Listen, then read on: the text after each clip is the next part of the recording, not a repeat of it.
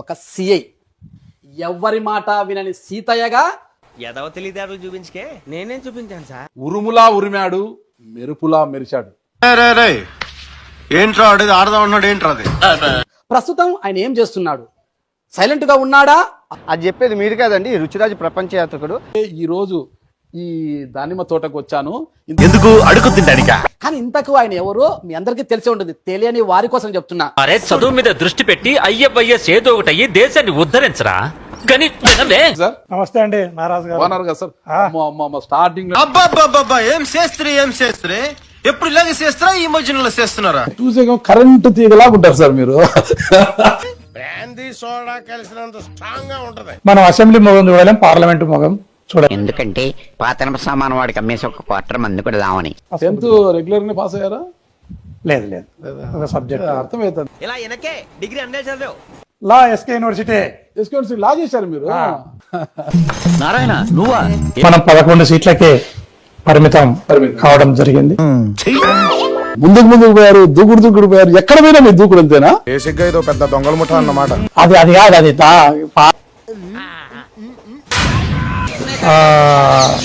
Sabha peacefully.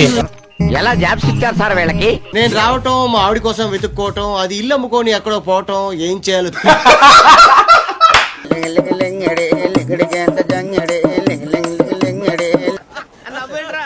Try to throw smoke bomb that is నీ బతుక్కి తెలుగు సరిగా రాదు, English novels. MPs they are ఏడుపుటి ఎదవల్లారా. they are try to run towards అక్షరంతో ఉంది. నిన్ను నిన్న నేనే, నిన్న నిన్న నన్న నీన నానేనా నిన్ను నీ. hold the hands and legs. మన డిపార్ట్మెంట్ పరువు నిలబెట్టావు.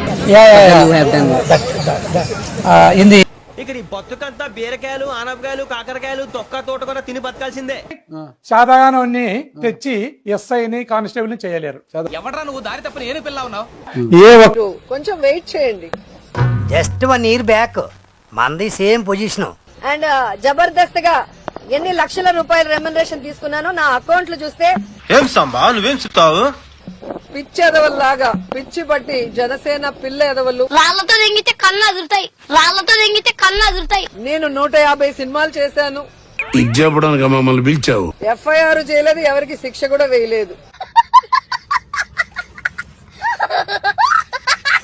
ఎందుకు రాజీనామా చేయలేదో ఒకసారి చెప్పాలి.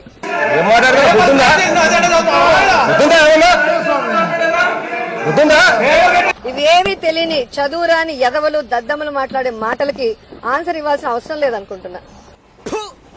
నిన్ను కొట్టినా కుక్కను కొట్టినా ఒకటే. ఆయనలోకి వచ్చారు.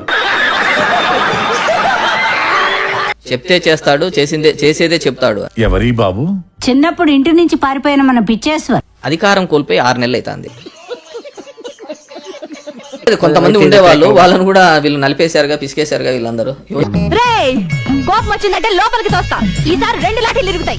జగన్ రెడ్డి ఇలాగా ఉంటాడని తెలిసే మేమంతా పార్టీలో ఉన్నాము. ఈ మనిషి ఎలా మాట్లాడుతున్నాడు? అసలు ఈ మనిషికి బుద్ధిగా ఉందా అధ్యక్ష? అర్థం కావటం లేదు. అందరూ మార్పు రావాలి. సిగ్గేస్తుంది, బాధేస్తుంది, కోపం కూడా వస్తుంది.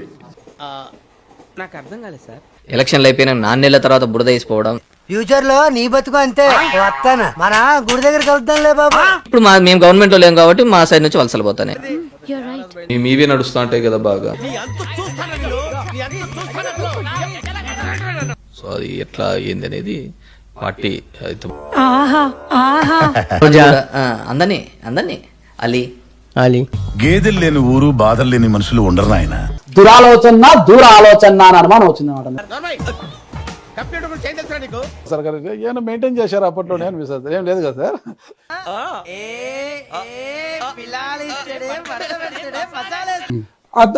అందులో చూశారు కదా, ఏమైంది చూశారు కదా. నేను అప్పటికి మాకు 150 రాని, భవిష్యత్తులో 170 రాని, ఇంకోటి రాని కానీ కాకమ్మ కబుర్లు చెప్పకండి. వాంతో కొట్టించుకున్నా, ఈయంతో కొట్టించుకున్నా ఒకటే తప్పలే కదా పడేది. అలానే కదా నేను అనేది. నాకున్న చిన్న కోరికలు తీర్చుకోవడానికి, అవినీతి కోరికలు తీసుకొని వస్తాను. అరే ఎవడరా నువ్వు? ఏముంటుంది, ఆ రోజు మనం గాలి ఎట్లా వస్తే అట్లా చూద్దాంలే అనే పద్ధతి. ఎవరి మీద ఓటమి రాకూడదనే కోరుకుంటాము. దానికి అబ్బా నా గజనికి నీకు పెద్ద తేడా ఏం లేదు. ఎంత ముద్దు వస్తున్నావో.